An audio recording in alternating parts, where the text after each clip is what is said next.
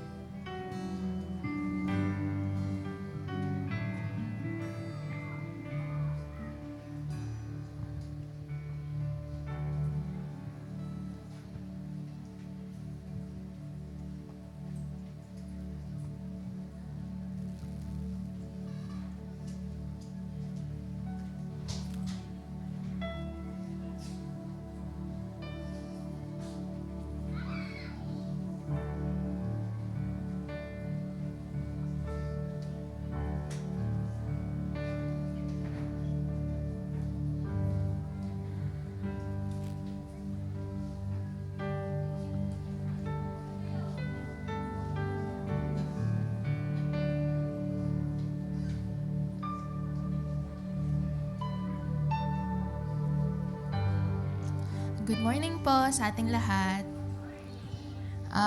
Yung kakantahin po nating unang song, nabasa ko po yung background kung ano pong nangyari po, bakit nasulat nung writer na to yung song. Ang nangyari po was, yung church na pinag-a-attendan nung writer is that, ang ginawa po ng pastor nila is, for ilang weeks ng worship service, wala pong kahit anong tugtugan, voices lang talaga, every time na magpupurit sila sa Panginoon. And nung nabasa ko po yun, nag-sink in sa akin na at kahit ba wala na lahat ng tugtugan, hindi lang sa tugtugan, pati sa buhay natin, pag nawala na ba lahat ng mga magagandang nakikita natin sa buhay natin, magpupuri pa rin ba tayo sa Panginoon? Yung realization na, yun nga, when all is stripped away, kakayanin ko pa rin ba magpuri sa Panginoon? Ngayong araw na to, i-check po natin yung puso natin kung eto ba yung true and proper worship na gusto natin ibigay sa Lord. Hindi lang sa kantang to, hindi lang sa time ng pag-praise and worship natin, kundi sa buong buhay natin, as ang buhay natin ay inaalay natin bilang worship sa Panginoon. Sa pagkanta natin, tulad ni David, sinabi niya na, "Praise the Lord, my soul, all my inmost being, praise His holy name." I-urge natin yung sarili natin na, Lord, nawawalan ako ng gana. Lord, manhid ako. Lord, alam ko unworthy ako. Lord, nasasaktan ako. Pero, urge mo pa rin yung soul mo na magpuri ka sa Panginoon wholeheartedly. Kahit na hindi mo agad maramdaman, pero magpuri ka pa rin. Tayo po tayong lahat.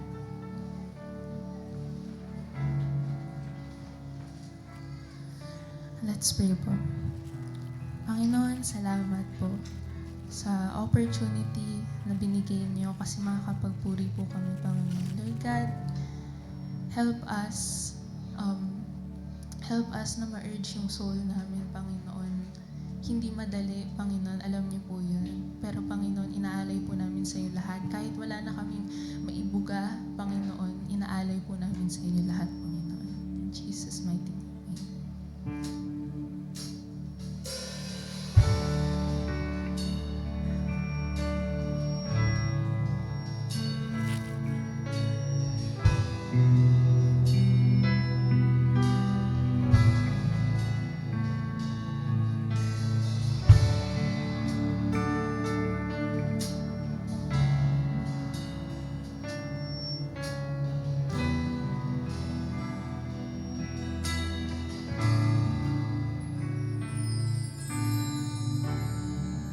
When the music fades, all is stripped away, and I simply come,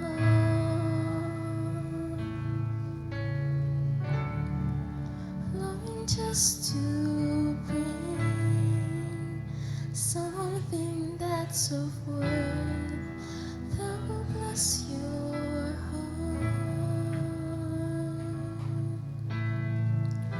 I'll bring you more than a song, for a song in itself is not what you have required.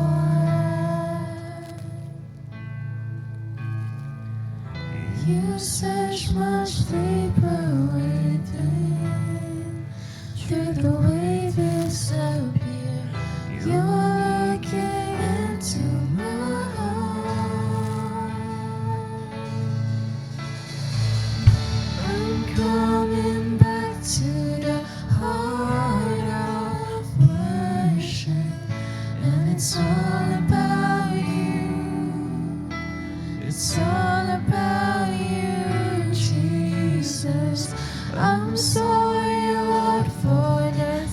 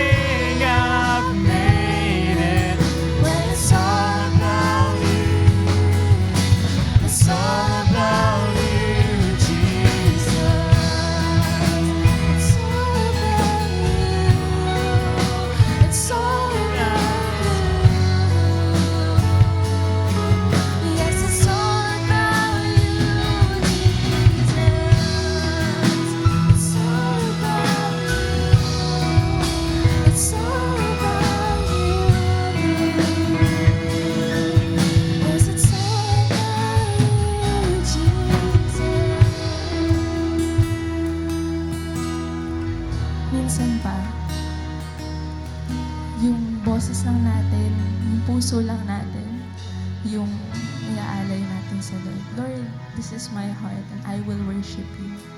Once again, let's sing.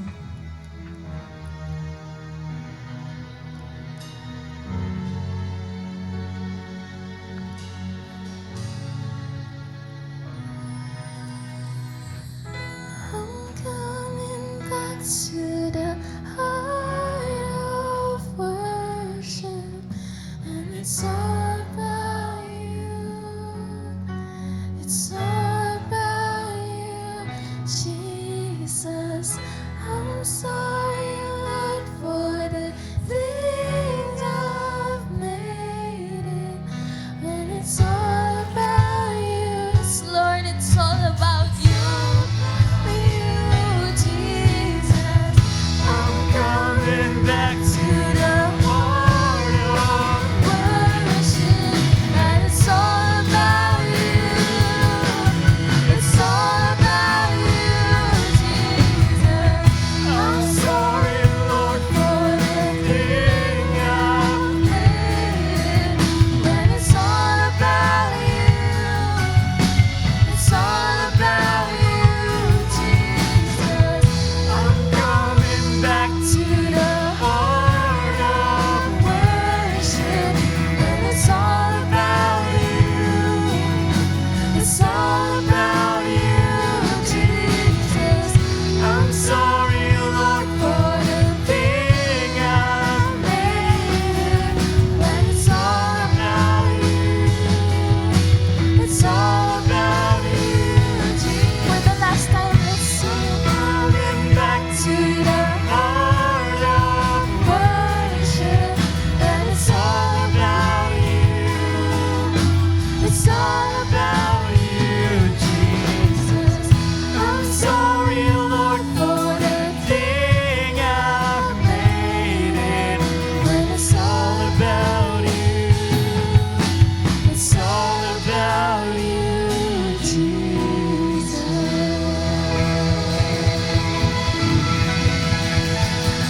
Praise the Lord, we praise your name. At wala tayo ibang gagawin. Tayo nagsama-sama lahat ngayon para magpuri at sumamba sa Panginoon. Amen po ba?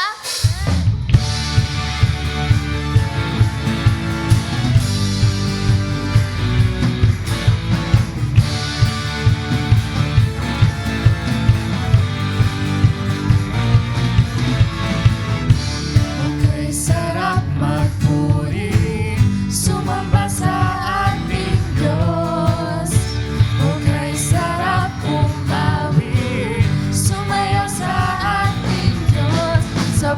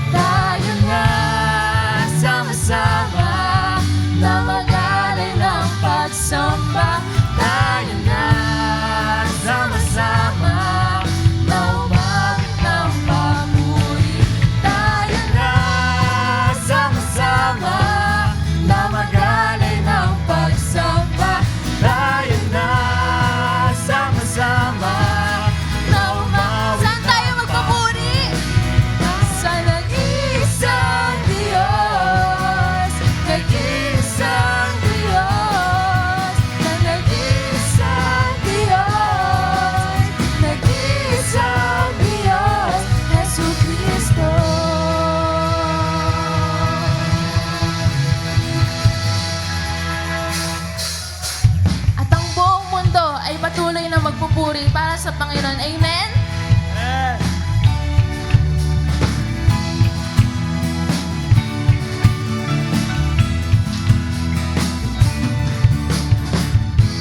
Purihin ang Panginoon ng buong sanlibutan. Hallelujah, hallelujah, hallelujah. Purihin siya, itaas ang kanyang ngalan, ibigay ang karangalan, itaas ang kanyang ngalan, ibigay ang karangalan kay Jesus.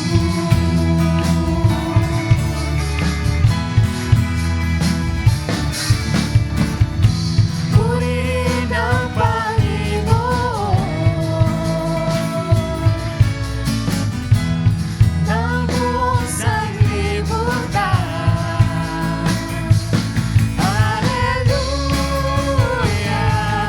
hallelujah, hallelujah. Purihin siya, itaas ang kanyang ngalan, ibigay ang karangalan, itaas ang kanyang ngalan, ibigay ang karangalan, itaas ang kanyang ngalan, ibigay ang karangalan, itaas ang kanyang ngalan, ibigay ang karangalan kay Jesus.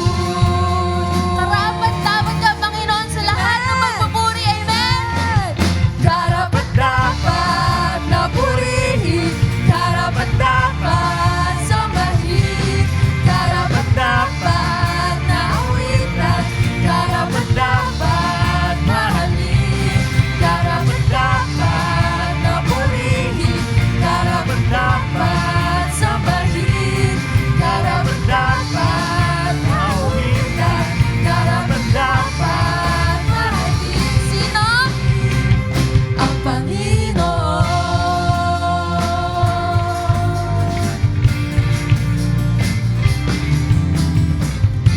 Lahat ng papuri sa ngalan mo, kalwalhatian, pasabayan ay sa'yo. Lahat ay ibibigay, maging aking buhay. Karapat-dapat na purihin, karapat-dapat sambahin, karapat-dapat awitan, karapat-dapat mahalin, karapat-dapat na purihin, karapat-dapat sambahin, karapat-dapat awitan. For the last time, bigay natin ang karapat-dapat para sa Panginoon. Karapat-dapat na purihin, karapat-dapat sambahin, karapat-dapat awitan, karapat-dapat mahalin ang Panginoon.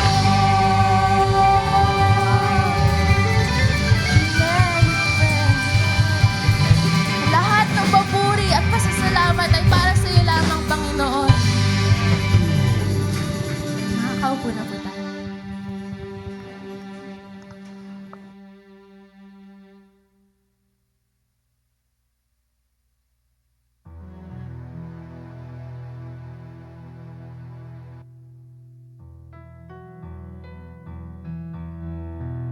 Hello.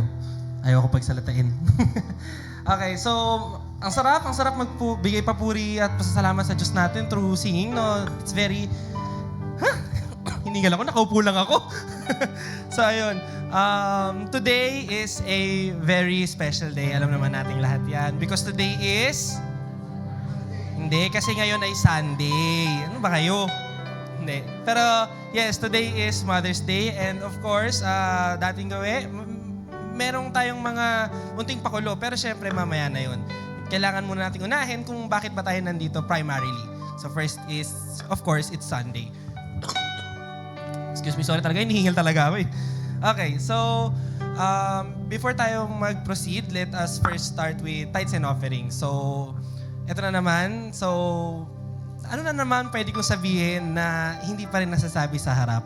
At tulad na sinabi ko ng mga nakaraang ko pag-MC, babalik at babalikan ko yung pinakauna ko sinabi. Na kung si Noah, si Abraham, na sobrang tanda na, malabo na magkaanak, tapos ang promise sa kanya is, gagawin ko kasing dami ng between ang iyong mga ang anak, ang iyong clan.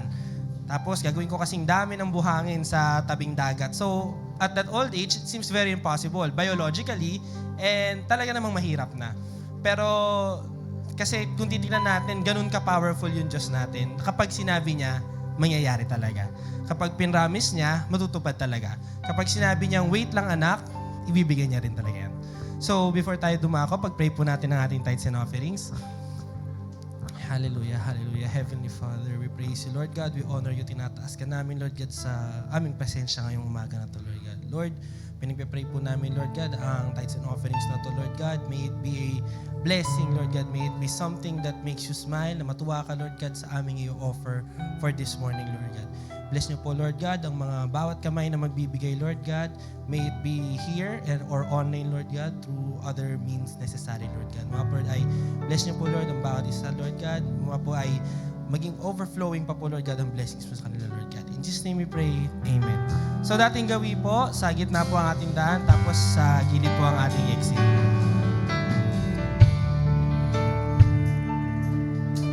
Para naman po sa ating online viewers, andyan po ang ating GCash number, ang ating bank transfer number.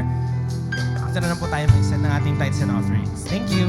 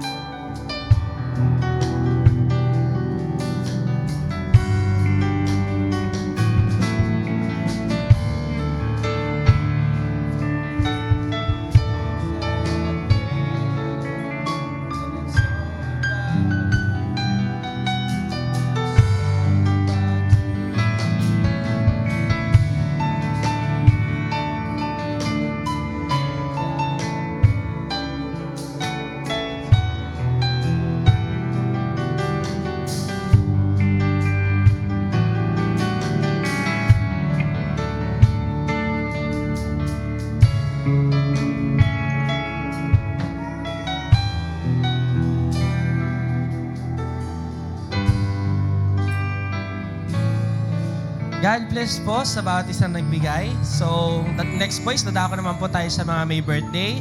So, firstly, happy birthday! Hindi ko basa doon. Sister Eliza Camia on May 12. Happy birthday, advance. And happy birthday to Sis Gina Cahote on May 12 din. Sabay sila. Anyone else? Wala na po. Sige po, kantahan po natin sila ng happy birthday.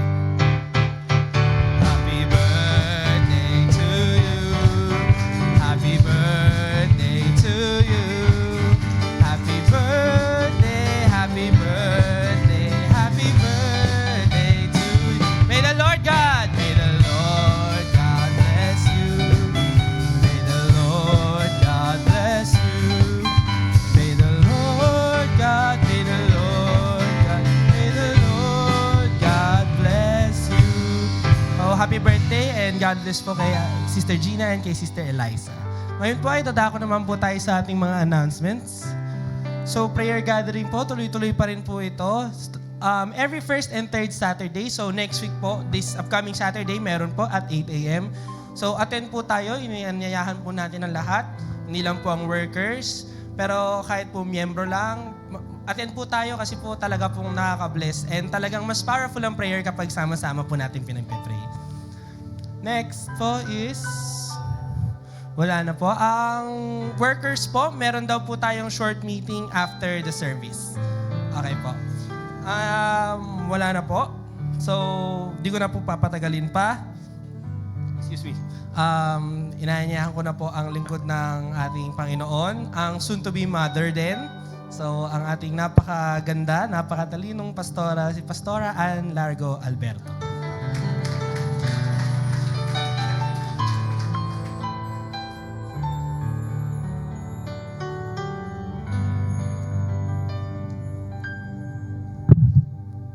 Yung mga pinag-MC po natin dito, mga bolero, tsaka bolera, no? Magandang umaga po sa bawat isa. Batiin nga po natin ang ating mga kapatiran ng magandang umaga. Ayan. Bago po tayo makarinig ng salita ng Diyos, ako po ay nagpapasalamat sa Panginoon at wala ako sa gitna, no? Dito na lang ako. Papasalamat po ako sa Panginoon. Nakakatuwa po kasi iba talaga ang pagkilos niya. Alam niyo po, meron tayong mga bisita ngayong morning. I-acknowledge po natin sila. Sister Sarah Jane Chavez, Brother Elmer Claveria, Brother Cedric Anton. Andun po sila sa pang 4th and 5th row po dito sa kaliwa ko ha. Brother Randy Claveria, Sister Nicole Claveria, Sister Lay Rojas, Sister Trisha Yo po. And Brother Travin Rosas, Brother Rob Rosas, magkakapamilya po kayo. Taga Jade Residences po sila. Nakita po nila at chinat po nila tayo sa FB page po natin. Kaya po, wag po kayong manawa na i-share yung ating mga gawain, yung mga announcement natin kasi marami rin pong naaabot ang Panginoon na buhay. Sa simple na evangelism na po yun, yung i-share natin yung mga online natin, mga live streaming ng church natin. God bless you po, nawa. Makatagpo nyo ang Panginoon ngayong umaga na to at mapagpala po kayo sa ating gawain. Mamaya po, bago tayo umuwi, kamayan po natin silang lahat at i-bless po natin sila at kausapin po natin, kakwentuhan po natin sila. Sige po, maraming salamat po. Sabi nga po ng MC natin ngayon ay, ano daw, diba? Bukod syempre, ito ay araw na tayo ay focus sa ating Lord. Meron pa tayong isang sineselebrate. Ngayon, ayon sa survey, ito daw yung mga kadalasang linya sa kanila ng mga nanay nila. Mga common ang hinahanap ko yung mga parang meme dun sa Facebook eh. Pero ang babait naman ng mga nagsulat dito. Kasi ang sabi sa kanila ng nanay nila, nakauwi ka na? Kumain na kayo? Kamusta? Oh, ang sweet. Sabi naman, kumain ka na? Laging pagkain talaga yung concern nung nanay. Ito pa. Chat ka pag pauwi ka na. Parang jowa. God bless sa pagmi-minister mo, anak, heart. Oh. Love you, nak. Ingat. Oh, ang sweet ng mga nanay. Ito naman, saan ka na naman pupunta? Ang favorite linya ng nanay, anong oras ka uuwi? Ay, eto matindi para sa mga sinasabi, magtipid ka. Wala ba yung hindi pala famous linya ng mga nanay dito yung kaka-cellphone mo yan. O kaya, sumasagot ka pa. Pag tinanong ka nung nanay mo at di ka sumagot, di ka marunong sumagot sa akin, o tapos pag sumagot ka naman at sumasagot ka pa, no? Walang paglalagyan sa mga nanay, no? Hindi, biro lang po. Ito ay araw nyo, so hindi po natin sisilipin yung mga ganyang linya nyo. Pero, nakita nyo po yun, may mga tumatatak sa atin na mga sinasabi ng nanay. Kadalasan nga po yan ay nagiging meme sa Facebook, yung nakakatawa, yung ginagawa nilang comedy skit, yung kadalasang linya ng mga magulang sa mga anak o kung sino man yung kasama sa bahay. So naaalala natin yan kasi either paulit-ulit nilang sinasabi, nagsasawa na ba tayo, natutuwa tayo, o kaya naman, ito ba ay para lang minsan pag ni-remember natin, matatawa na lang tayo. Pero kadalasan po, yun lang yung tumatatak sa atin, yung mga linya nila, mga pagalit nila, yung sinasabing walang katapusang sermon, hindi lang linggo may sermon at misa, kung hindi araw-araw. Diba? Pero ang isang masakit po minsan, siguro sa mga linya kasi to sa sa mga pelikula, yung sasabihan kang nanay ka lang. 'Di ba? Yan, pag mga artista mag-aaway yung nanay tsaka anak. Hindi mo ako pwedeng pakilaman, nanay ka lang. O, mga ganyan. Dapat kumuha pala ako ng artista dito para mag-acting. Wag na, baka totohanin eh. 'Di ba? Pero yung pag nilagyan kasi natin ng lang, yung isang statement, parang nade-degrade, na babawasan yung value o halaga. Ngayon po sa pag-uusapan nating kwento, actually yung sa kwento na to, sa passage na to, di nga nabanggit yung pangalan nung nanay na to. Nalaman na lang yung pangalan niya sa mga iba pang verses at book sa Bible. Pero yung anak niya, kilalang kilala. Siguro kahit mga CBH kids, alam na alam to. Yung naghati ng Red Sea, yung nag-deliver sa mga Israelita sa Egypt. O tapos wala na yung CBH kids walang sumasagot sa akin. Tapos yung tumulong sa mga Israelita na na magkaroon ng tubig. Yung 10 Commandments.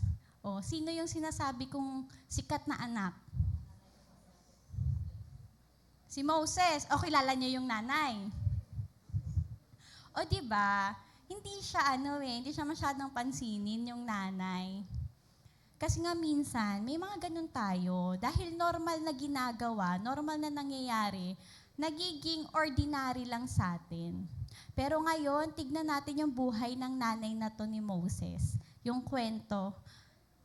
10 verses lang to na na nandun sa Exodus 2, verses 1 to 10.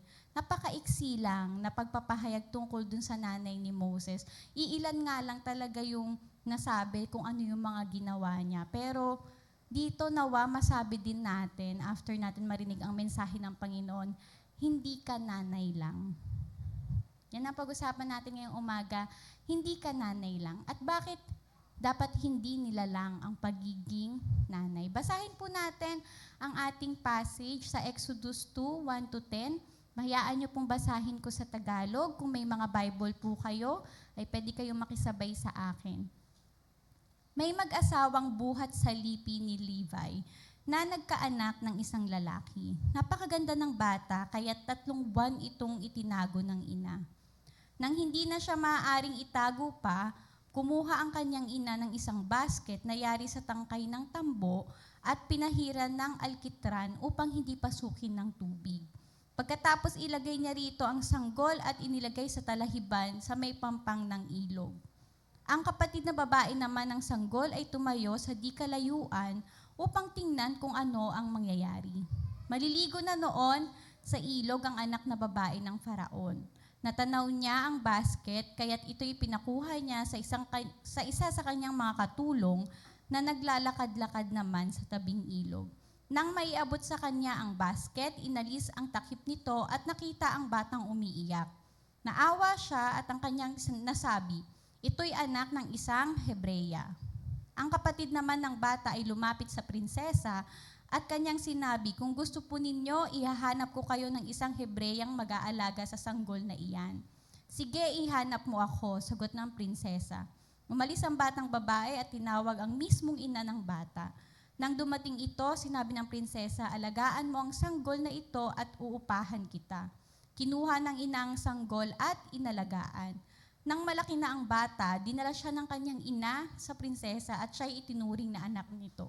Sinabi niya, iniahon ko siya sa tubig, kaya Moises ang ipapangalan ko sa kanya. So mayroon po dito mga lumaki sa Sunday school, alam na alam tong kwento, no? Yung si Moses ay nasa basket at nakuha ng Paraon. Pero ngayon po, ang focus natin dahil araw ng mga nanay ay yung nanay niya. So background lang po bakit kailangang itago si Moses nung pinanganak? Kasi po, sino nakakaalala kay Joseph? Joseph the Dreamer, di ba? So naging okay yung mga Israelita noon sa Egypt kasi nung nagkaroon ng famine o taggutom, si Joseph, dahil namamahala na siya dun sa Egypt, pinapunta niya na yung mga magulang niya tsaka mga kapatid niya. So simula sa angkan nila, dumami na yung lipi ng mga Israelita sa Ehipto. Ngayon, hindi naman forever ang tao. So yung dating paraon o Pharaoh, yung namumuno sa Egypt na close ni Joseph, namatay na. So bago na yung Pharaoh, itong Pharaoh na to, hindi niya kilala si Joseph o ang Diyos ni Joseph, ano yung ginagawa ng mga Israelita, bakit nandun sila. At dahil dumadami na yung mga Israelita, natetreten ngayon itong Pharaoh, baka ma-overpower sila. So ang ginawa niya, una, sabi niya, sige, para medyo mabawasan natin yung population ng mga Israelita, i-force labor natin sila. Tapos, pahirapan natin sila, mapapagod, magugutom yung mga yan. Tapos, syempre, mawawala na sila kasi napagod sila dun sa forced labor. Tapos nakaisip na naman siya, bukod pa doon, syempre, mababawasan sila ng mga current na tao nila, yung mga ipapanganak. Kinausap niya yung mga midwives na Hebrew din. Sabi niya, pag may nanganak na lalaki, papatayin. Pag babae, okay lang. So lahat ng lalaki na sanggol, papatayin. Yung mga Hebrew midwives, hindi nila sinunod yung hari kasi mas takot sila sa Diyos kaysa sa hari. Ngayon, ginawa niya sa buong nation na ng Egypt, sinabi niya na, sige, basta meron kayong makita, hindi na lang sa mga midwives niya sinabi, sige, basta pag meron kayong nakita na batang sanggol na lalaki na Hebrew, para nga maubos yung mga Israelita, itapon nyo na lang, lunurin nyo na lang dun sa ilog ng Nile. So yun yung nangyari. Isipin nyo yung nanay ni Moses, buntis dun, no? Tapos may utos yung hari. Di ba? Ay naku, paano manganganak na ako? Kabuanan ko na, ang sakit na. Pumutok na ang panubigan. Di ba? Tapos, pero tinago niya. So yun po ang kwento ha. Bakit kailangan itago si Moses? Ano yung sitwasyon ng mga Israelita? Ano yung sitwasyon ng magulang at pamilya ni Moses? Pero alsin muna natin ang ating isip kay Moses. Punta tayo sa nanay niya. Alam niyo po, ang pangalan ng nanay niya, sino makakapagsabi, kuha kayo ng premyo kay Kuya Donald? Walang magsa-search ha. Alam, may mga internet kayo. Si Jochebed. Yung pangalan ng nanay niya. Ang tatay niya ay si Amram. Okay, yan. Pag nabasa niyo po sa Exodus, sa Numbers, mga nabanggit po yung mga pangalan nila sa Deuteronomy.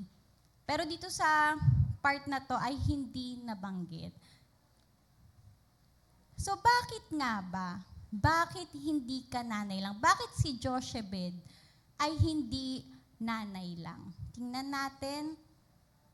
Hindi ka nanay lang, hindi siya nanay lang noong mga panahon na yon dahil motherhood nurtures with selfless love.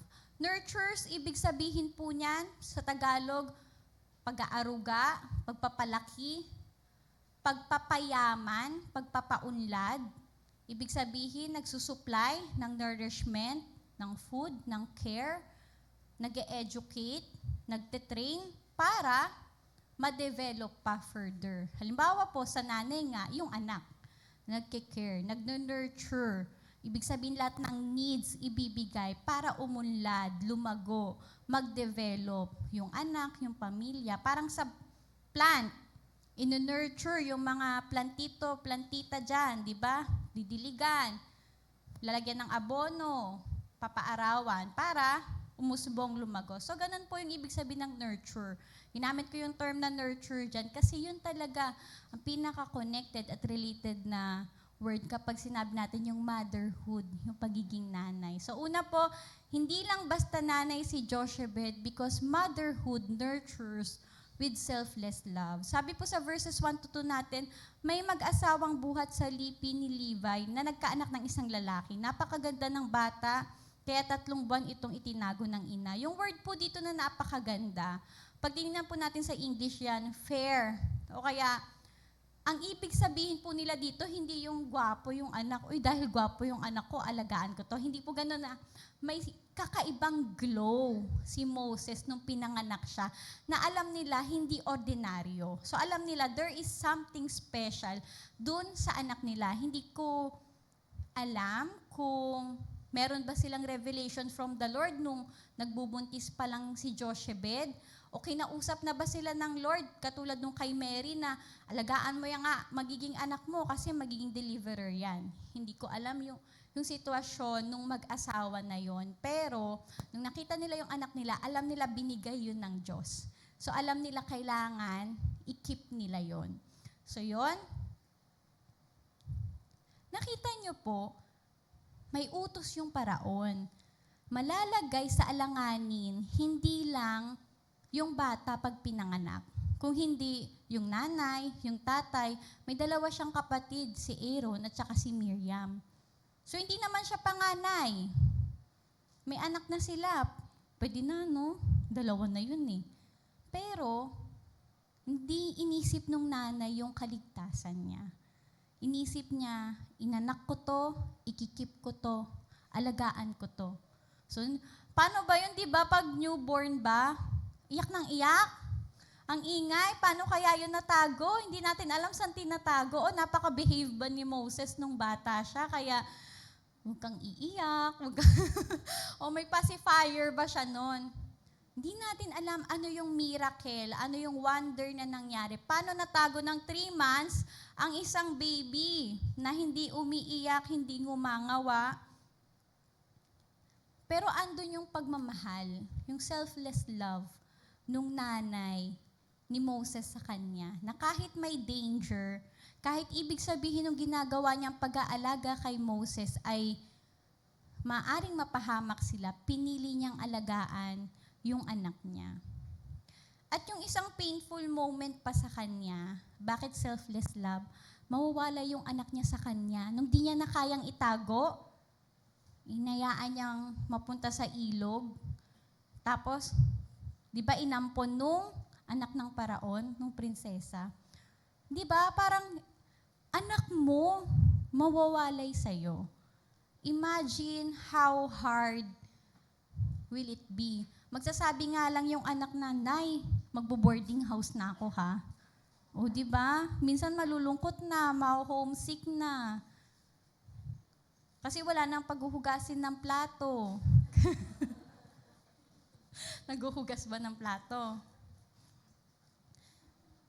Ibig ko lang sabihin sa inyo, yung nanay ni Moses, si Jochebed, sobrang sacrificial yung naging pagmamahal niya para i-disregard yung safety niya para lang alagaan si Moses. Tapos yung future ni Moses ay alamin niyang magiging maayos, hindi mapapahamak after 3 months, kahit mawalay pa siya dun sa anak niya. Kaya motherhood is a sacrificial love, kaya selfless yon. Kasi di ba nga, alam nyo ba, para sa akin lang, God created motherhood in such a way na yung some of the tender character ng Lord ay reflected dun sa mother's love. Maraming ginawang, hindi comparison pero pagpipicture ng Lord kung paano ma-appreciate ng tao, ano yung care niya sa humanity. Sabi sa Isaiah 66:13, as a mother comforts her child, so will I comfort you. So inihahalin tulad ng Lord na paano ka i-care, i-comfort ng nanay mo, ganun din ako. Alam naman natin ang character ng Lord, paano siya mag-comfort, paano siya mag-care, paano siya mag-love, di ba unconditional nga. So ganun niya, tinitignan din yung value ng ginagawa ng magulang para sa kanilang mga anak. Sabi niya pa dun sa Isaiah 49:15, can a mother forget the baby at her breast and have no compassion on the child she has born? Ito, rhetorical question lang to. Alam naman yung sagot na almost, in general, ay hindi makakalimutan nung nanay yung anak niya. Pero sabi dun sa sumunod yan, though she may forget, if mangyari man yun, I will not forget you. Ibig sabihin, inihahalin tulad pa rin ng Diyos. Ganon kataas yung value. Pinakamataas na sa mundo na hindi makakalimutan ng nanay yung anak niya. So ang sumunod na dun, yung hindi pagkalimot ng Diyos. O sino ba dito na iwanan na sa palengke? Yun lang minsan. Kasi ikot kayo ng ikot. O baka nagpapabili kasi kayo ng toys, kaya ano. Pero yun lang, motherhood nurtures with selfless love. Sino po nakakakilala dito dun sa widow, sa Sarepat? May tagutom nun sa Old Testamento. Tapos, si Prophet Elijah, kasi tagutom nga, pumunta siya sa bahay na yun, kumatok. Sabi, bigyan mo ako ng tinapay. Sabi nung nanay, kakarampot na nga lang yung harina ko, tas konti na lang yung oil ko. Actually, last meal na namin to ng anak ko, tsaka ako. Sabi sa kanya ni Elijah, hindi, sige, gumawa ka lang. Magtiwala ka sa Panginoon. So yung nanay gumawa. Binigyan niya si Elijah, binigyan niya yung anak niya, siya wala. Nag-sacrifice siya para makakain yung anak niya at yung bisita niya. At alam natin yung nangyari sa kwento, hindi nauubusan ng langis at harina. Kita niyo po yun? Diba? Ito, para sa apo kong si Gina. Ay, Gina ba yun, Karen? Hindi, di ba? Di ba yung mga nanay? Sige, sa'yo na yan. Makita ko lang na busog ka. Busog na din ako. Mga linya. So many mothers, hindi lang mga Filipino mothers. At sa tingin ko may mga naranasan rin naman yung mga nanay na ganun sa mga naririto na minsan mag-skip ng meal para lang makakain yung anak. Merong mga nanay na mag-a-abroad para lang makapag-provide. Merong mga kahit nakaka-homesick. May mga nanay na nagtatrabaho, pinagsasabay ang motherhood at ang pagtatrabaho para ma-secure ang future ng mga anak. So, gigising ng maaga, magpapak ng baon ng anak, uuwi ng gabing-gabi dahil galing sa OT. Tapos, i-check pa yung mga anak kung natutulog na.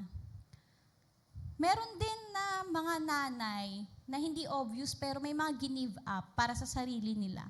Isipin nyo yung magbubuntis pa lang. Kung hindi kayang, kung medyo sensitive yung pagbubuntis, titigil sa trabaho.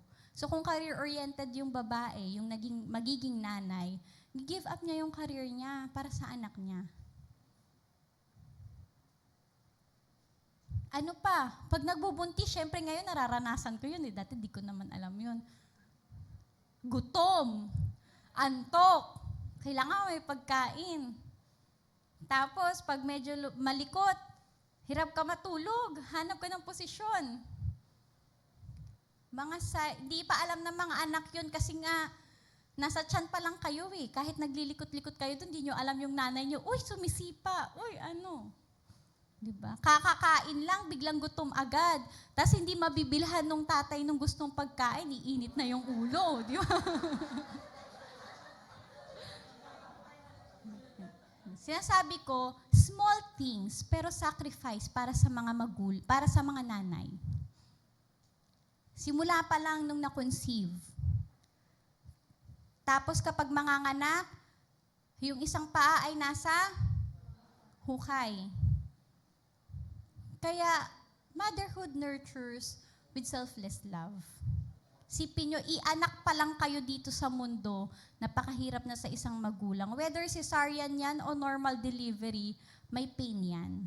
Na napapasabi na yung iba, hindi na ako mag-aanak. Pagkatapos manganak, tapos pag cute na dun sa baby, sige, isa pa. Diba? Ang cute-cute naman. Paglaki na, nakakata-cute na, tsaka nakakainis na. A mother's love is often quiet but powerful. Ganon. Mga unnoticed things, but showing selfless love ng isang ina. Siguro meron sa atin dito nakarinig ng testimony ng isang nanay na, o ng isang anak na dati po, hindi ko po naiintindihan yung ginagawa ng nanay ko, pero ngayon naintindihan ko na po para po pala sa sarili ko yon. So yung sacrifice nila na magalit ka sa kanila pag pinapangaralan mo sila, o magagalit yung mga anak kapag pinagbabawalan mo, pero pagtanda nila, biglang maririnig mo na dito, o pag mag-share sa mga kaibigan, buti pala naging mahigpit yung nanay ko noon. Sana di kita nakilala at the right time, o mga ganon. Alam nyo, ang naalala ko sa love nung nanay, yung sa 1 Corinthians 13 na sinasabi na love. Di ba sabi dun sa verse 7, love bears all things, believe all things, hopes all things, endures all things.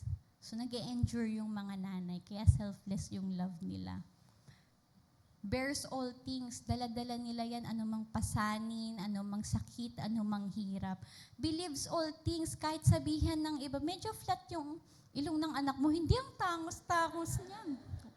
Pinapaniwalaan ng mga nanay niyo yun, number 1 fan niyo yung mga nanay niyo. Gandang-ganda at gwapong-gwapo yan sa inyo. Kahit medyo dark skin, sasabihin, hindi, mapula-pula yan. Na sunburn lang. Tawa kayo, pero ganyan ang mga magulang. Kaya motherhood nurtures with selfless love. Kaya sa mga nanay po ngayon, alam niyo po, katulad po kay Jochebed, your sacrifices are not invisible to God.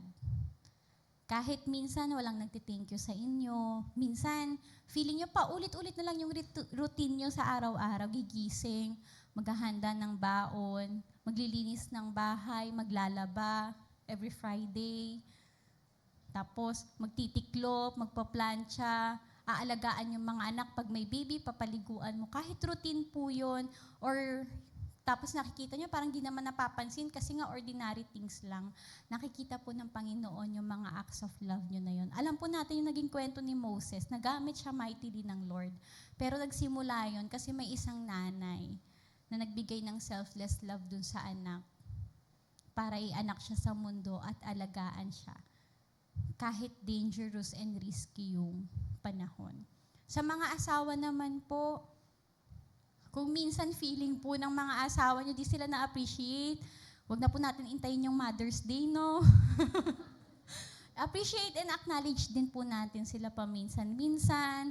Kahit ilang years na po kayo magkasama, sabihan nyo pa rin po, ang ganda-ganda ng asawa ko. Ikaw lang ang apple of the eye ko kasi shape na ng apple ang katawan. Nabiro lang. Hindi po, be a partner. Hindi po someone higher, someone lower, but a partner that appreciate and acknowledge yung mga asawa po ninyong babae. Sa mga anak naman po, let us not reduce nanay ka lang, nanay lang. Behind po kung sino tayo ngayon, anong katayuan natin, meron pong isang nanay na nag-alaga at nag-aruga sa atin. So honor your mother while you still can.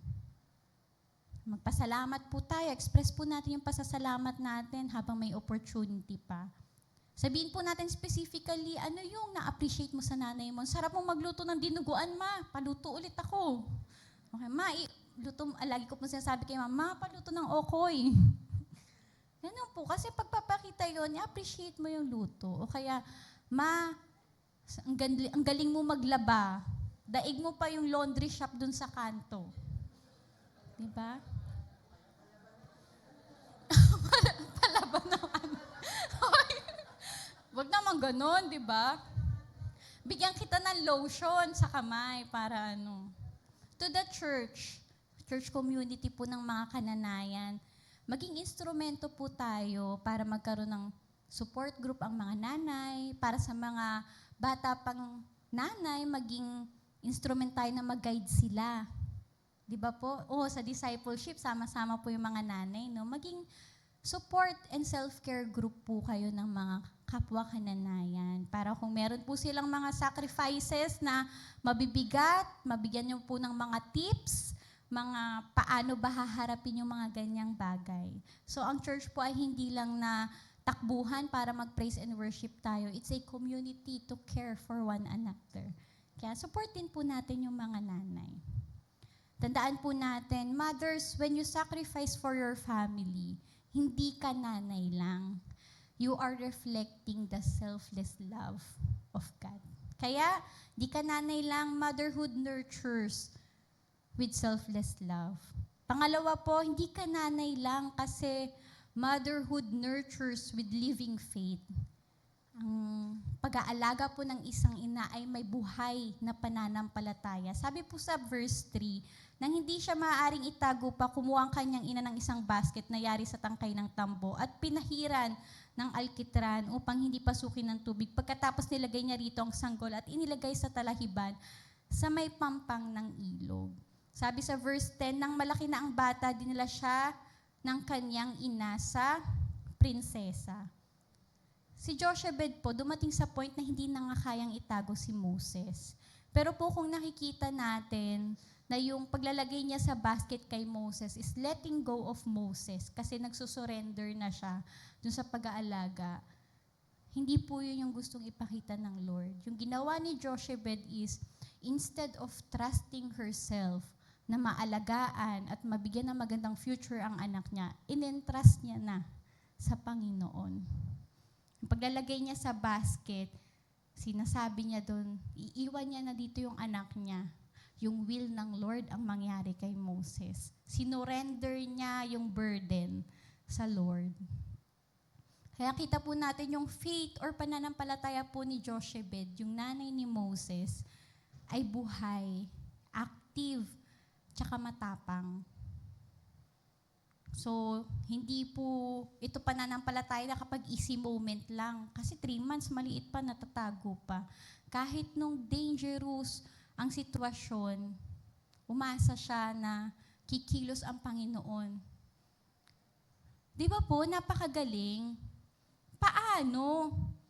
Napaka-strategic nung nanay ni Moses, ni Jochebed. Kasi, naisip niya, tinignan niya siguro yung schedule ng prinsesa.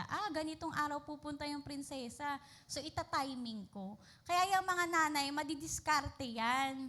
Kapag yan may gusto ng bilhin, ita-timing na sa sahod ng mga tatay. Hindi, joke lang. Ibig kong sabihin, ganun. Madiskarte sila, pero para pa rin sa pamilya.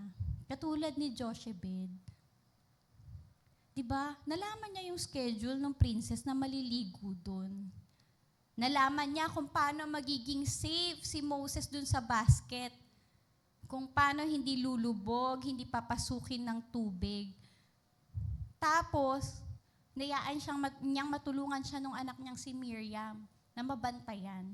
Tapos ang galing nung kwento, no? Parang teleserye na mapupunta lang ulit pala sa nanay, aalagaan. Kunyari, nani o tagapag-alaga ng bata. Pero yun yung tunay na ina. Ganon, nag-isip yung nanay ni Moses, si Jochebed. Pero kasama doon yung pananampalataya niya sa Panginoon. Yung faith niya, kumikilos siya, pero kung wala ang pagkilos, ang miraculous na pagkilos ng Panginoon ng mga oras na yon, sa tingin nyo, may mga alligator yata doon, may mga ano doon sa ilog na yun, hindi naman yun ilog na parang ganyan lang kalayo, nag-aagos-agos. Tsaka paano niya nalaman yung puso ng prinsesa na instead na ipapatay yung bata, kasi sa verse natin, ang sabi ng prinsesa, anak to ng isang Hebrea. So alam niya na hindi yun Egyptian. Hindi niya sinumbong, kinuha niya. Paano malalaman yun ni Jochebed? Yun yung mga bagay na out of control na ng nanay ni Moses. Pero nagtiwala siya sa Panginoon. Lord, eto lang yung kaya kong gawin. So the rest, ikaw na ang bahala. Nire-release ko si Moses sa'yo. Kung paano siya anurin, paano siya makita nung princess, paano magiging na ako mag-aalaga sa kanya. May ginawa yung nanay, pero higit sa lahat na nampalataya siyang may gagawin ang Panginoon. Sabi sa Hebrews 11:23, dahil sa pananampalataya, ang mga magulang ni Moses ay hindi natakot na sumuway sa utos ng hari. Nang makita nilang magandang sanggol, itinago nila ito sa loob ng 3 buwan. Dahil sa pananampalataya nila. Sabi po sa Matthew 15, yung sa Syrophoenician woman, hindi po siya Hudyo. Nakita niya si Jesus. Yung anak niya ay may sakit, inaalihan ng masamang spirito. Lumuhod siya kay Jesus, nagbeg siya. Sabi niya, Jesus, anuhin mo ako, pagalingin mo yung anak ko. Sabi niya, hindi sa mga Hudyo lang ako tinawag. Kinompare pa siya ni Jesus sa isang aso. Ikaw ba naman, ina, ganun kasabihan ng isang estranghero na nilalapitan mo. Andun na yung sacrifice ng nanay, yung selfless love ng nanay para lumuhod at magmakaawa para lang maligtas yung anak niya. At sabi sa kanya ni Jesus dun sa last part ng passage na yun, dahil sa pananampalataya mo mangyayari ang hinihiling mo. So dahil dun sa buhay na pananampalataya nung ina, gagaling yung anak niya sa masamang espiritu. Ngayon yung mga nanay, marami ding fears, maraming burdens, madaming worries. Di ba po? Yan po yung lagi ninyong pinag-uusapan sa discipleship, no? Kaya ang haba niyo po yung mga worries ng mga kananayan. Magstay ka, dahil mga Kristiyano naman po tayo, no? Magstay kaya sa na-close ang mga anak ko sa Diyos? O kaya, makakatapos kayo ng pag-aaral ang anak ko? Magkakaroon kayo ng mga tamang desisyon sa buhay. O minsan po kung kayo din yung provider sa family, makasurvive kaya yung family namin financially. May pang-tuition kaya sa darating na pasukan, may pambili ng mga school supplies. O makakapag-enroll kaya. Anong uulamin namin mamayang tanghali, mamayang gabi, kinabukasan? Ang dami niyo pong worries, maliliit, tsaka malalaki. Ang dami niyo pong fears. Katulad po ni Jochebed, normal sa tao na magkaroon ng mga takot, magkaroon ng worries. Nasa nature po natin yan. Pero katulad po nung panahon ng Old Testament, ngayon po kailangan din ng mga nanay ng pananampalatayang buhay. Di ba? Baka feeling nyo po na yung ginagawa nyo sa mga anak nyo na may pananampalataya ay walang epekto. Nakita po natin sa buhay ni Moses yon. Hindi man agad nag-materialize yung faith o yung mga marahil yung nanay ni Jochebed and most likely na nagpe-pray siya, Lord, ito na, gagawin ko, nare-release ko na si Moses. Hayaan mo yung princess maging compassionate sa kanya. O kaya sana payagan ako na ako yung mag-alaga. May mga silent prayers yung nanay. Pinanalangin ng may pananampalataya. So, baka iniisip niyo po yung mga simple prayer niyo sa anak niyo. Lord, ingatan niyo po yung anak ko pagpasok. Lord, nawa, hindi po siya magkaroon ng bad influence sa school. Lord, nawa, maging okay po siya sa school. Hindi po siya maka-encounter ng masasamang tao. Hindi man niyo nakikita yung resulta ngayon. Pero yung pananampalataya po na nilalagay niyo, ini-impart niyo sa inyong mga anak, magbubunga yan sa panahon ng ating Panginoon. Ano pong nangyari kay Moses? Dineliver niya yung mga Israelita from the bondage sa Egypt. Hinati niya yung Red Sea. Ginamit siya ng Lord para mababa yung 10 Commandments.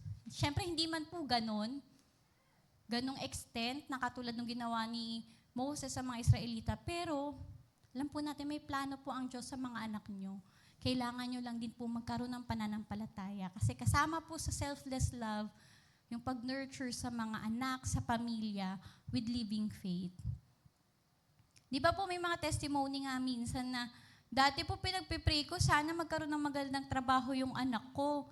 2 years ago mo na pinagpray, tapos at the present, biglang tinugon po ng Lord, nakapunta po siya sa ibang bansa. Di ba? Matagal mo ng prayer, pero pinag-pray mo ng may pananampalataya. Sarap po makakinig ng mga ganon, di ba? Kaya wag po tayong mawalan ng pag-asa sa Diyos, mga nanay. Your greatest weapon is not control. It is faith in God.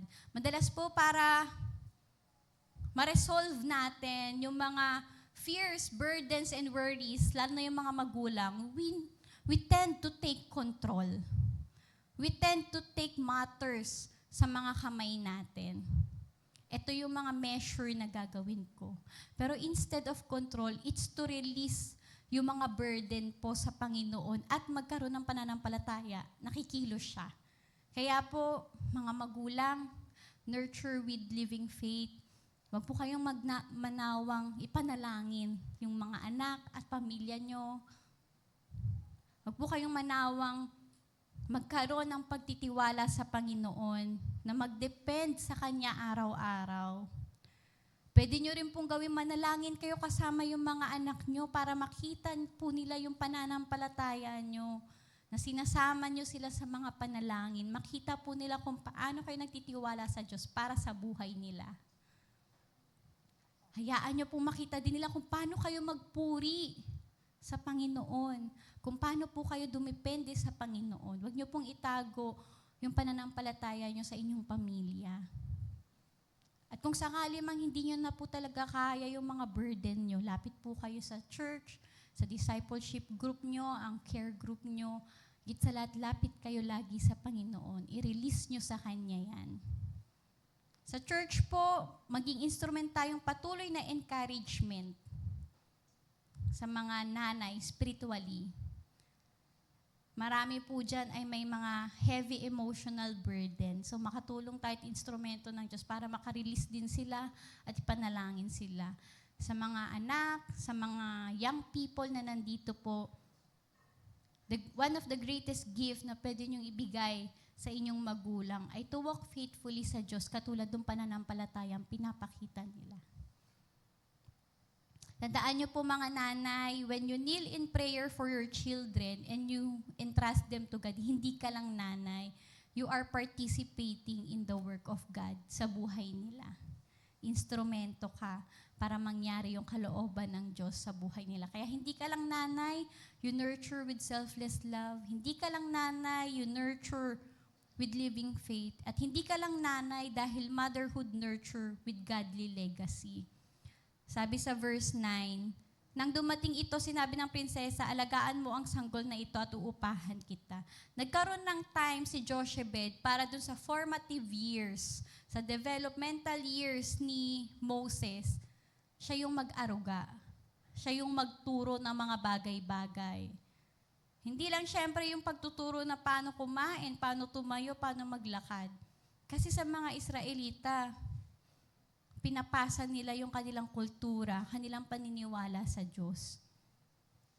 Legacy, ibig sabihin yan yung pinapamana natin, iniiwan natin sa mga anak, sa pamilya natin, sa mga nasa paligid natin.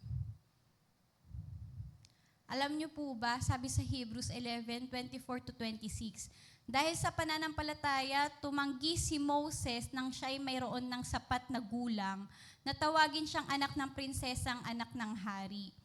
Inibig pa niyang makihati sa kaapihang dinaranas ng bayan ng Diyos kesa magtamasa ng mga panandaliang aliw na dulot ng kasalanan.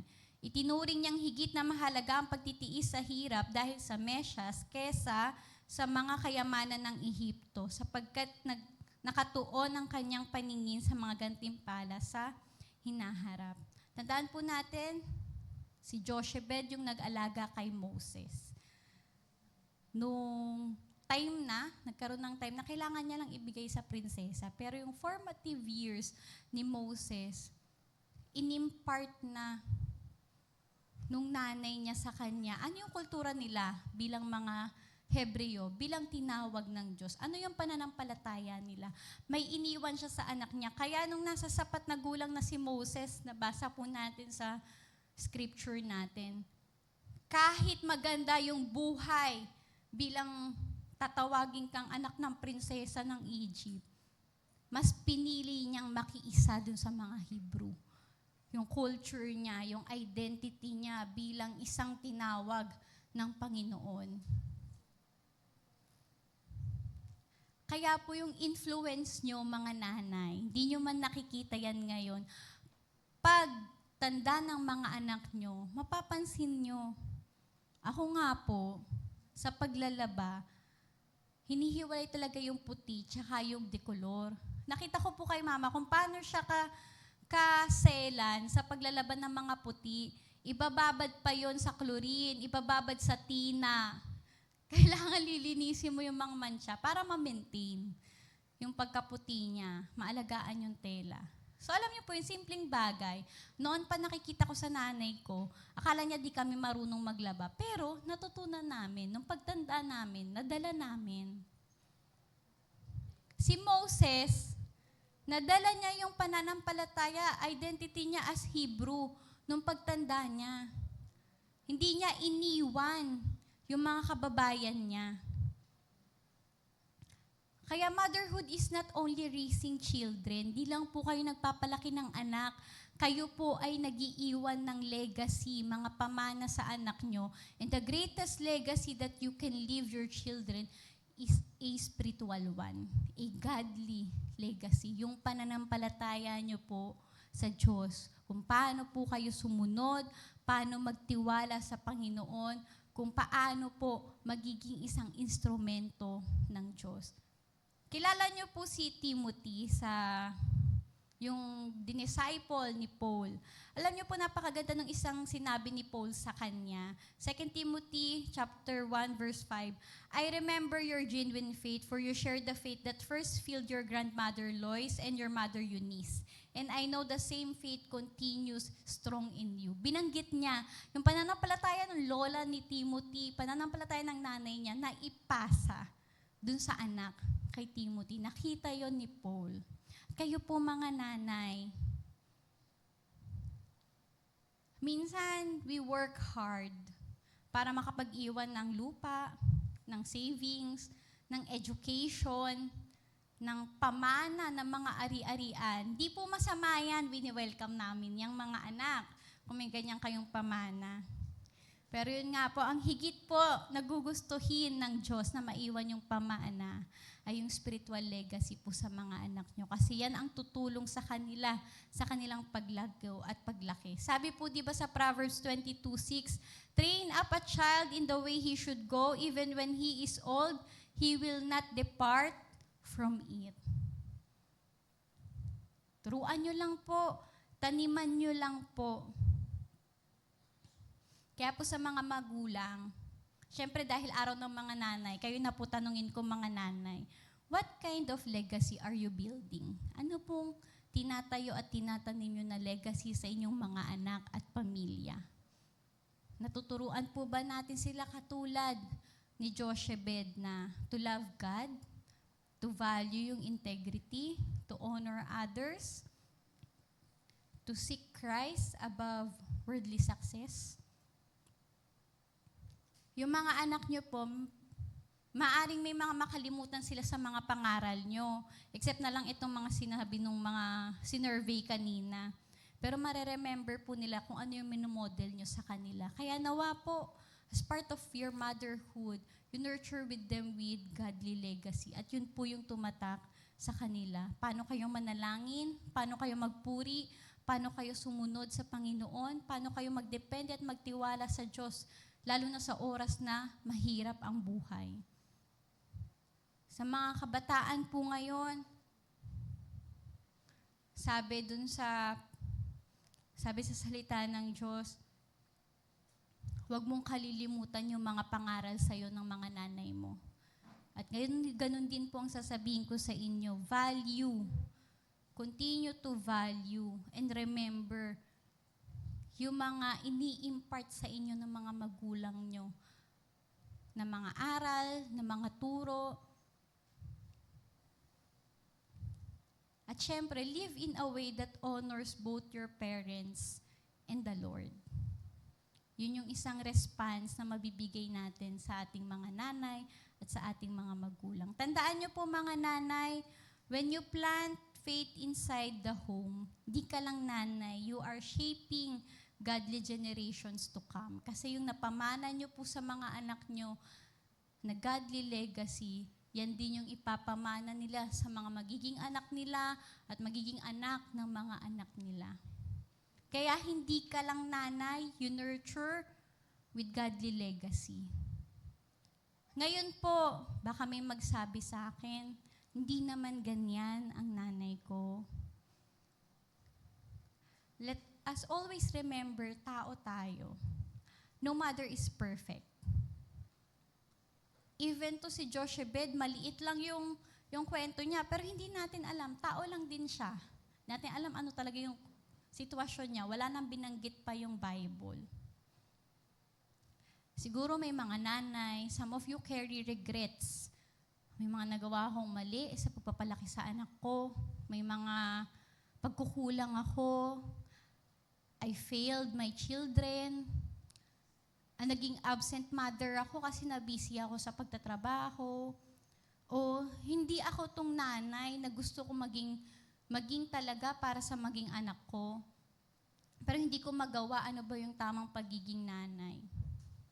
Tandaan po natin, the hope of motherhood is not perfection. Di nyo po kailangan maging perfect kung hindi yung nabubuhay kayo sa biyaya ng Diyos, sa pagtuturo ng Diyos, dun sa pananampalataya nyo sa Panginoon.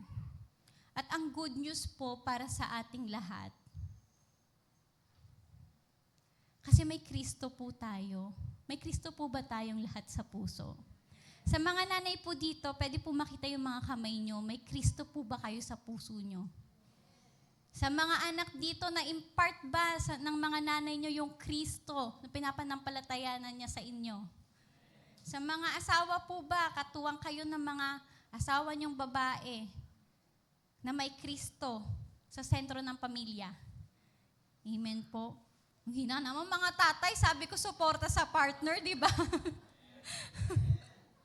The good news po, ang magandang balita po sa atin, kung sakali man po, lalo na sa mga nanay, you feel na medyo hindi kayo yung nanay na gusto nyo dapat para sa mga anak nyo, nag-fail kayo, may mga mali kayo. In Christ, there is forgiveness. In Christ, there is restoration. In Christ, may mga bagong simula. Basta isurrender nyo lang po sa Kanya. Kilala niyo po si Bathsheba. Ano pong pagkakaalala niyo sa kanya? Someone na involved sa kasalanan ni David. Yun na yung tumatak sa kanya. Pero alam niyo po ba sino ang anak niya? Si Solomon. Sino po si Solomon? Wala na daw hihigit na wise sa kanya. 'Di ba? Isa siyang naging magaling na hari kasi yung wisdom na nagmumula sa Panginoon. Pero alam niyo po ba sa simula ng reign at bago maging hari si Solomon, si Bathsheba ang gumawa ng paraan. Naging instrumento siya. Pag binasa po natin yung 1 King 1, may ibang gustong tumayo doon sa trono at inangkin na yung trono. Pero bago yun, dineclare na ni David na ang susunod sa kanya ay si Solomon. Pero hindi pa kasi na-enthrone si Solomon. Wala pa yung proper nila ceremony. Tapos merong tumatayo na, ako na ang hari ngayon. Si Bathsheba yung nag-intervene. Kita niyo po yun? Si Bathsheba, ang alam lang natin sa kanya na involved sa kasalanan ni David. Pero ito isang nanay na kumilos ang Diyos sa kanya para ma-enthrone yung anak niya, maging hari at masabihan pa the wisest king. The king who lives in wisdom na nagmula sa Lord. God is able to redeem broken stories, continue working through imperfect people. Totoo po ito sa mga magulang. Totoo po ito sa inyong mga nanay.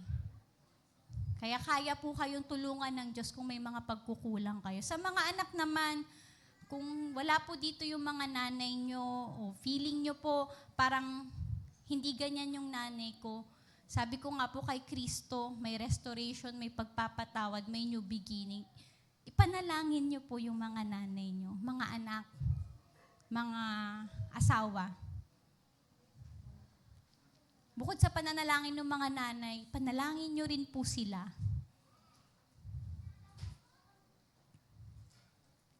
At syempre kung wala dito sa church, dalhin nyo na dito sa church para malaman nila, ito ang design sa kanila ng Diyos bilang mga ina. Amen ba? O mga kabataan, dadalhin ba dito ang mga nanay? O mga asawa na wala pa dito yung mga asawang babae, dadalhin nyo ba yung mga asawa nyo dito? O sa mga kabataan, may nag-i-amen doon na Yang Pro. Sige, Yang Pro, nag-amen kayo. Magdadala muna kayo dito ng kaluluwa, ha? Yan. Sinasabi ko po, balik po tayo sa mga nanay. Itong mga Yang Pro na to eh. No, orasan na ako doon, no? May likli lang po yung kwento ni Jochebed sa Bible, pero malaki yung influence niya sa history ng Old Testament sa pamamagitan ng anak niya. Dahil sa kanya na isang nanay, Moses was preserved yung buhay niya. Israel was delivered. At yung purpose ng Lord para sa nation ng Israel ay nag-advance. So mga nanay, the world may overlook you po. Hindi man kayo mapansin ng mundo, mga tao sa paligid nyo. Pero ang Diyos nga po hindi nakakalimot sa inyo. Nakikita niya yung bawat panalangin nyo, bawat sacrifice nyo, bawat pag-iyak nyo, bawat gabi na hindi kayo makatulog, bawat faithful act of love nyo para sa mga anak at pamilya nyo. Kaya today, uulitin ko po, hindi ka lang nanay. Sabihin nyo nga po yan sa mga katabi nyong nanay. Hindi ka lang nanay.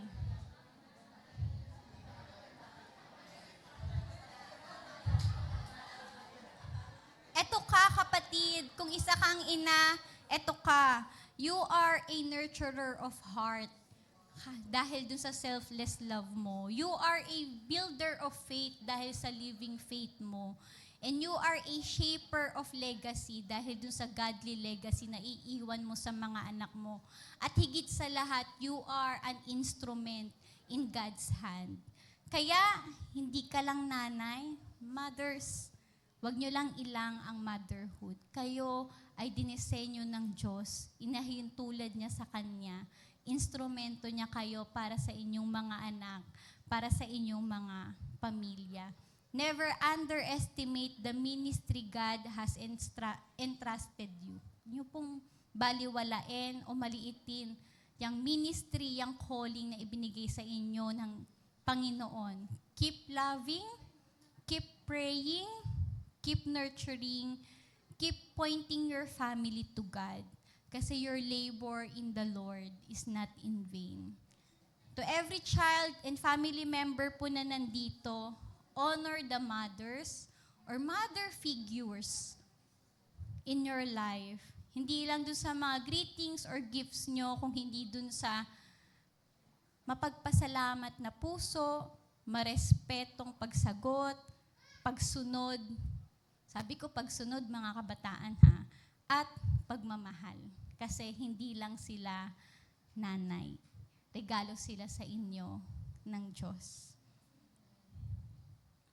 Bago po natin tapusin itong ating service, sabi nga Mother's Day ngayon, habang nakaupo po kayo, kahit nanay na rin kayo, think about your mother, your grandmother, mother figure na ginamit ng Diyos sa buhay nyo. Maybe pinanalangin niya kayo, sinuportahan nung nasa kagipitan kayo, may mga sakripisyong ginawa. Maybe naging encourager nyo siya nung nadadown kayo. Maybe itong naging mother na to, nasa piling na ng Diyos. Maring di mo siya napasalamatan ng husto. So sa mga oras na to, kahit sa isip mo, sa puso mo, sabihin mo, Lord, thank you sa nanay ko. At kung may mga, andito yung mga nanay nyo, mga kabataan, kung andito yung mga asawa nyo po, naging ina ng mga anak nyo, sa tingin ko, it's appropriate moment to tell them, thank you, Ma. I love you. Baka naman, pwedeng lingunin mo, di ba? Sabihin mo po, lapit kayo sa nanay nyo. Yakapin nyo.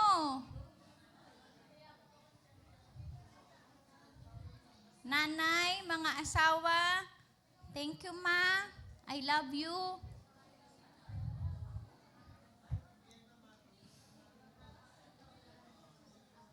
Wow.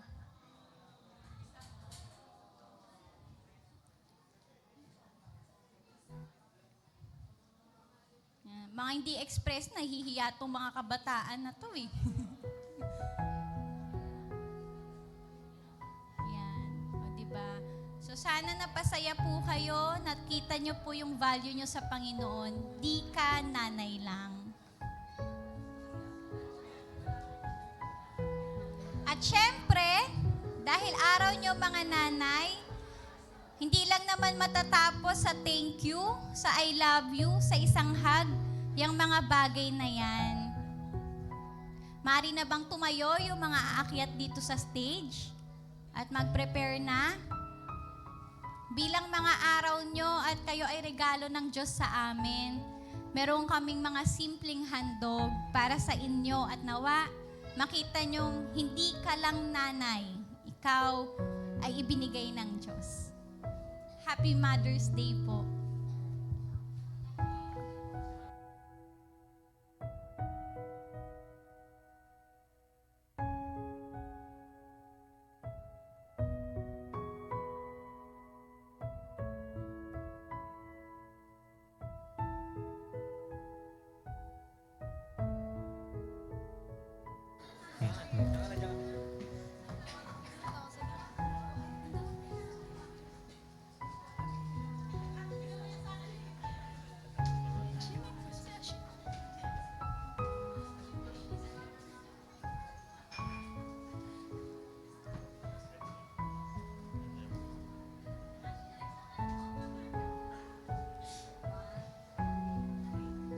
Magandang araw po sa lahat. Ngayon po ay araw ng pasasalamat, araw ng pagpupugay at pagpaparangal. Para sa aming mga ilaw sa tahanan, ang aming mga nanay. Nanay, salamat po sa inyong pag-aaruga at sa inyong pagmamahal at sa walang sawang pag-unawa. Salamat po sa masarap na pagkain, sa pag-aalaga kapag kami may sakit, at sa inyong walang sawang pag-intindi kapag kami nagiging pasaway at makulit. Salamat po sa inyong mga panalangin na gabay namin sa araw-araw, sa inyong mga paalaala na aming baon sa tuwina-tuwina. Kapag kami nalulungkot, kayo po ang aming yakap. Kapag kami natatakot, kayo po ang aming lakas. Di man namin nasasabi palagi, Hindi man namin na ipapakita minsan, mahal po namin kayo. kayo po ang biyaya ng Diyos sa ating pamilya. Dalangin namin na pagpalain kayo ng Panginoon ng lakas, saya, mabuting kalusugan at kapayapaan. Naway ingatan niya kayo sa araw-araw na buhay at patuloy kayong gabayan ng kanyang pag-ibig na tunay. Maraming salamat po, Nanay! Happy Mother's Day! We love you!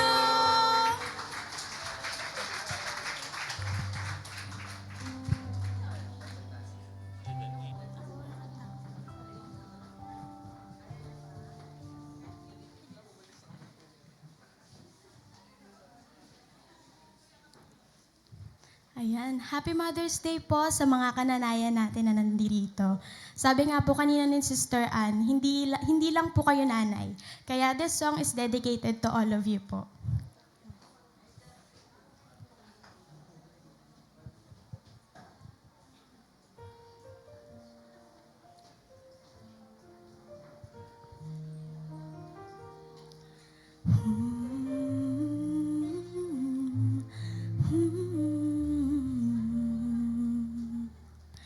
Sa bawat pagising, ikaw ang gabay.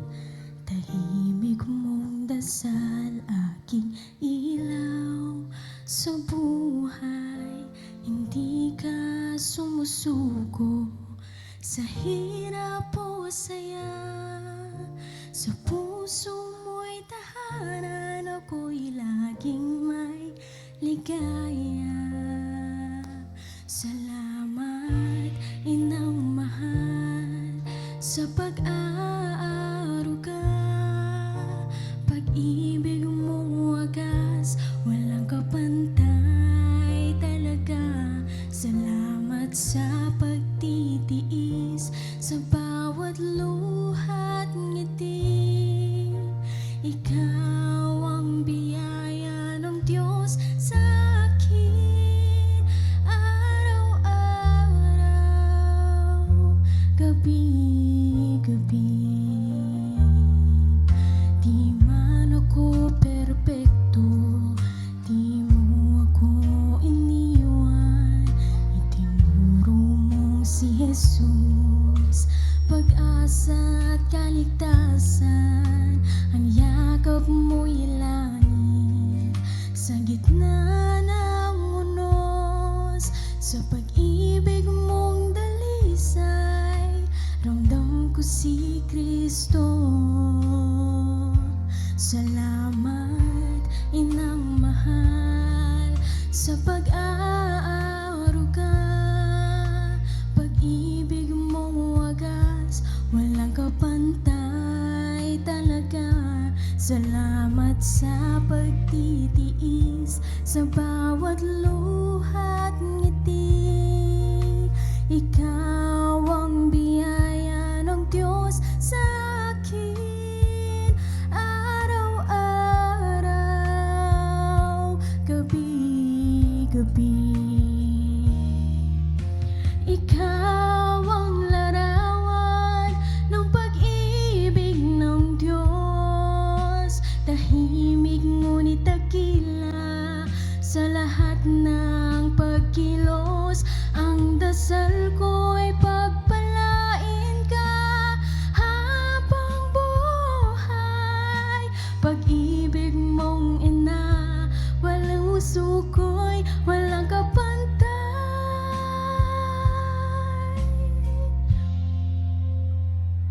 Salamat, Inang mahal, sa lahat ng iyong gawa. Sa bawat sakripisyo, sa pusong may pagkakaunawa. Ikaw ang biyaya ng Diyos sa akin. Salamat, Inang mahal, hanggang sa walang hanggan. Happy Mother's Day po ulit sa lahat ng ating mga kananay. Sa Diyos po ang papuri.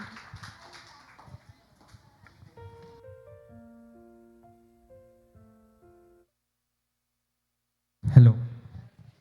So, ayun po. Again, Happy Mother's Day sa ating mga nanay.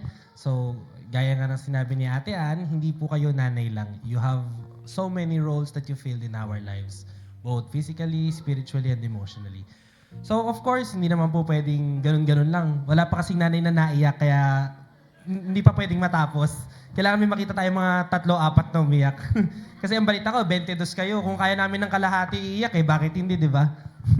Pero ayun, dadako naman po tayo sa susunod po. Now, tinatawagan ko po ang mga anak na dalhin po ang kanilang mga magulang dito, ang kanilang nanay, dito po sa gitna. Bigay po natin ng ating mga appointed gifts.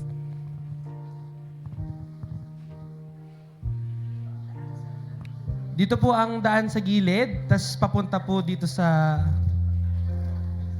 Okay, ang labas nyo daw po is sa gitna.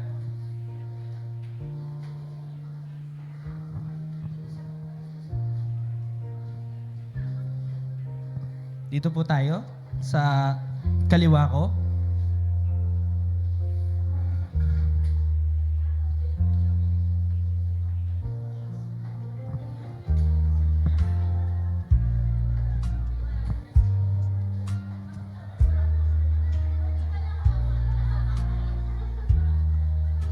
Sige po, gusto po tayo dito.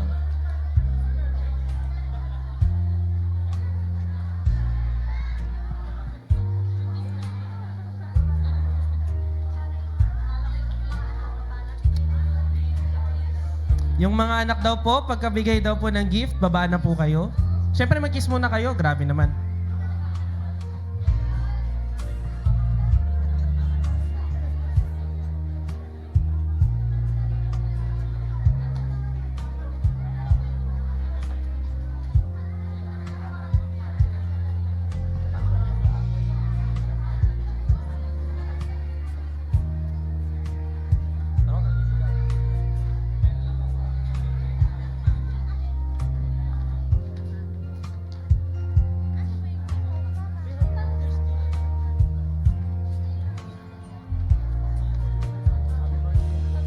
Happy birthday!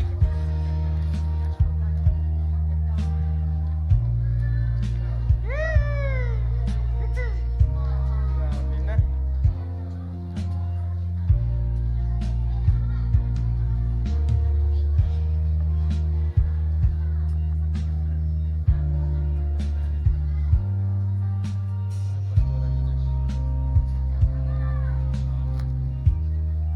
Ikaw na talaga.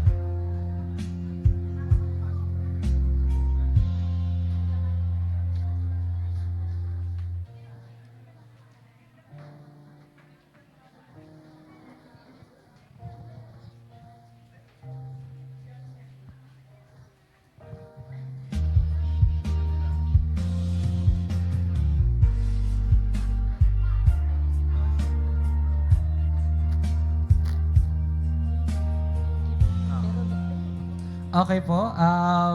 Of course, hindi naman po pwedeng ang anak lang natin ang mag-a-appreciate sa mga kananayan natin. Meron din pong little something ang church po para sa inyo.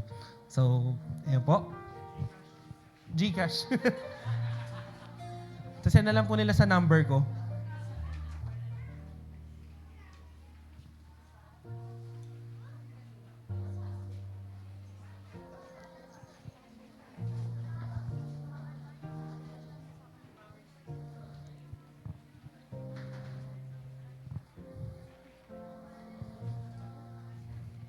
So ayun, dahil po ako ay tumula noong Father's Day, syempre hindi naman pwedeng wala rin akong tula ngayong Mother's Day. So, Happy Mother's Day to each and every mother, to the ones who were like a friend, to ones who acted like a father, and to the ones who loved us until the end. To the ones who woke up before the rooster crows to prepare clothes and make food. To the ones who supported us so our confidence rose. To the ones who always saw the good. To the ones who juggled motherhood and work. To the ones who gave up eating just so we could eat more. To the ones who sustained us while we were connected by a cord. To the ones who sacrificed opportunities galore. To the ones who risked their life for us at the very beginning. And the ones who will be our ally until the very last moment. To every nanay, inay, mom, mother, mama, mommy, mudra. To every woman that stood up to be that mother figure. We salute you all for your hard work and sacrifices. Happy Mother's Day and may God bless you more abundantly.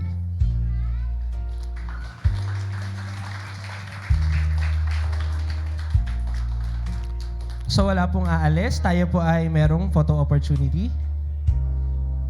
Tingnan na lang po tayo dun sa poging photographer.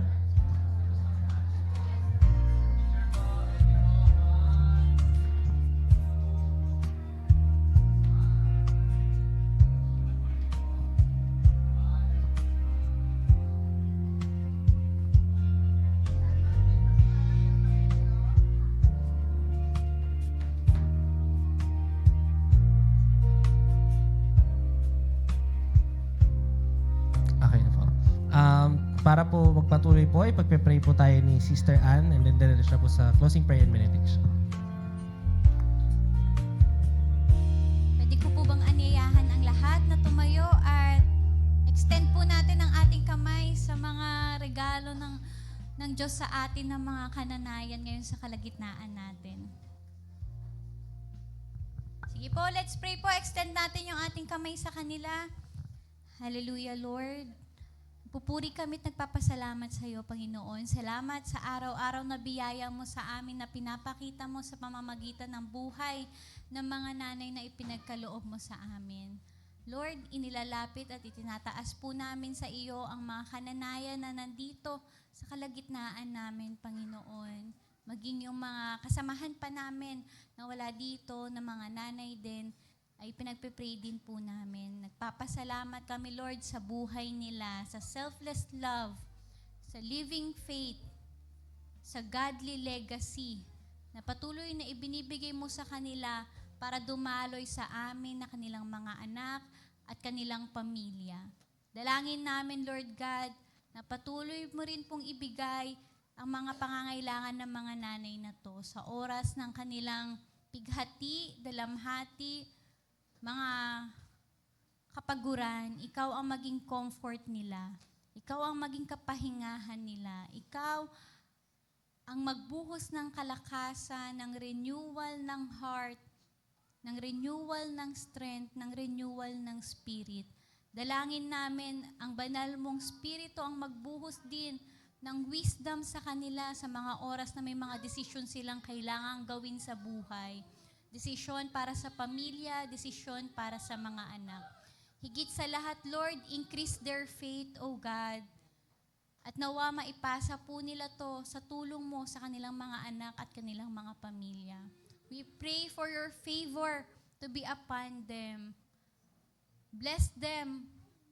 At hayaan mong mag-overflow, Panginoon, na maranasan nila yung provision mo, yung blessing mo, yung favor mo. And as we honor them today, Panginoon, hayaan mo po mapuno ng kagalakan din ang puso nila dahil meron silang isang Diyos na nakakakita sa kanila. Meron silang isang Diyos na malalapitan at merong isang Diyos na tutugon sa bawat panalangin nila, Panginoon. Punuin mo rin po sila ng pag-asa sa kanilang buhay, Panginoon. At hayaan mong maranasan nila ang goodness mo sa kanilang lifetime, O Lord. At makita nila yung lagi mong pagkilos sa buhay nila, sa kanilang pamilya at sa kanilang mga anak. Tinatagubilin po namin ang mga kananayan ng SWCC sa iyo, Panginoon. Walang ibang maluwalhati sa buhay nila kundi ikaw lamang. At patuloy na maging mabangong samyo sa iyo, Panginoon, ang kanilang pag-ibig sa pamilya. Tulungan mo silang magawa ang ministry, ang calling na ipinagkatiwala mo sa kanila. At patuloy, Panginoon, na makita yung pagiging Diyos mo sa buhay nila, Lord God. Purihin kang patuloy at dakilain ka. Muli, salamat, O Diyos, sa iyo sa buhay ng aming mga nanay. Purihin ka't dakilain, pasalamatan ka, at walang ibang maitaas kung hindi ikaw lamang po, O Diyos. At patuloy, Lord, na nagpapasalamat po kami sa araw na ito. Patuloy po namin tinataas ang pangalan mo. Salamat sa iyong biyaya, salamat sa salita mo, salamat sa kagalakan, salamat sa presensya mo na naranasan namin. Salamat sa mga bisitang dinala mo dito, Panginoon, para makarinig ng iyong salita. Nawa, Panginoon, dalangin namin na encounter kanila, nakilala ka pa nilang lubusan, at nawa magamit mo ang bahay-sambahan na ito na para patuloy silang mag-guide, O Diyos, sa pananampalataya at mailapit sila sa iyo. Tanggapin ka nila bilang Diyos at tagapagligtas at makasama namin sila sa mga susunod pang linggo para magpuri at sumamba sa iyo, Panginoon. Salamat po sa bawat isa na nakasama namin, online man at face-to-face, Lord God. Nawa na-encounter ka rin po ng bawat isa at naging pagpapala sa kanila, Panginoon, ang pananambahan na ito, Lord God.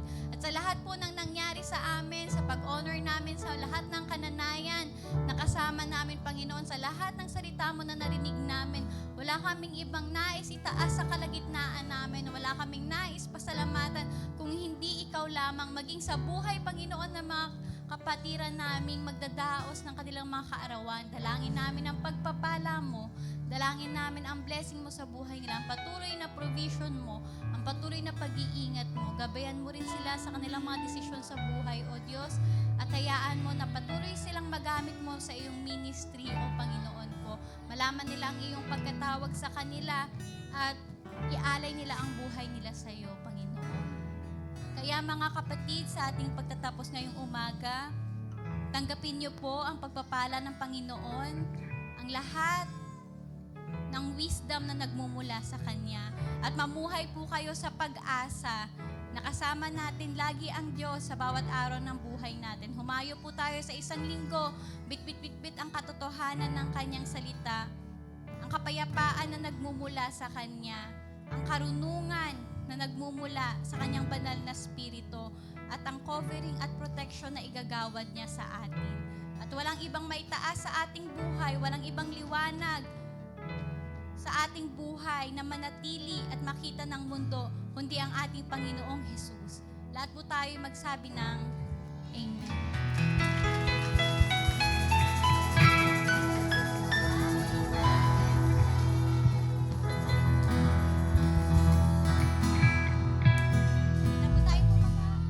Once again, Happy Mother's Day. Maaari na po tayong bumaba. Tulungan po natin ang ibang nanay sa kanila.